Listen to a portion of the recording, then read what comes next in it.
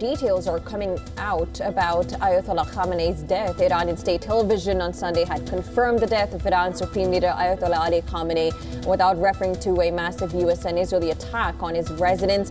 A presenter on state television had announced Khamenei's death as the channel broadcast archived the images with a black banner as a signal of mourning. They had also announced 40-day mourning earlier.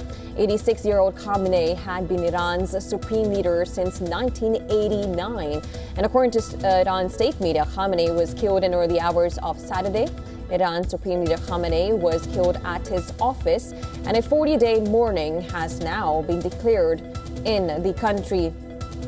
Earlier, U.S. President Donald Trump had announced Khamenei's death. He had called on the people of Iran to take over the country. This is something that he has been calling for since even the internal protests that took place in Iran, where several people were killed inside Iran, where Trump had warned of attacks if these attacks on Iranian people had not stopped. And now he has also called upon the Iranian people to take over the country.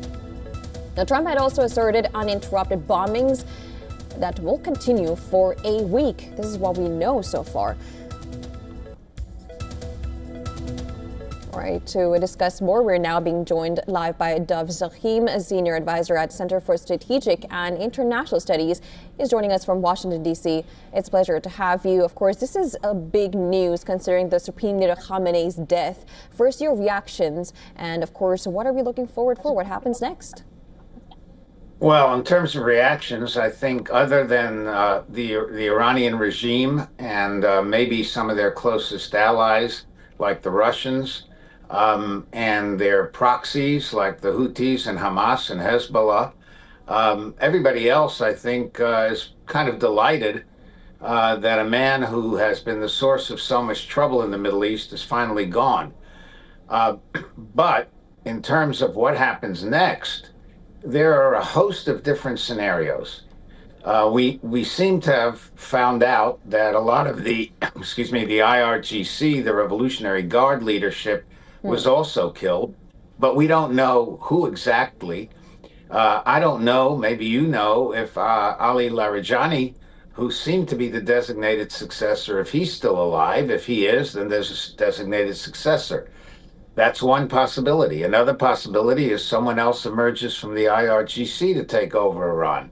Third possibility is civil war. I mean, you showed pictures of all the people who support him, but then they're all who opposed him. And it wasn't just a few people in January. It was tens of thousands who were killed and many more wounded.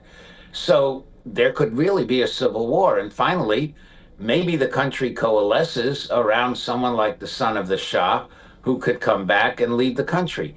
In other words, we just don't know. We're in the first or second day of a war that may last a week, may last much longer. We just have to see. And I think, frankly, predictions at this stage are nothing more than speculation.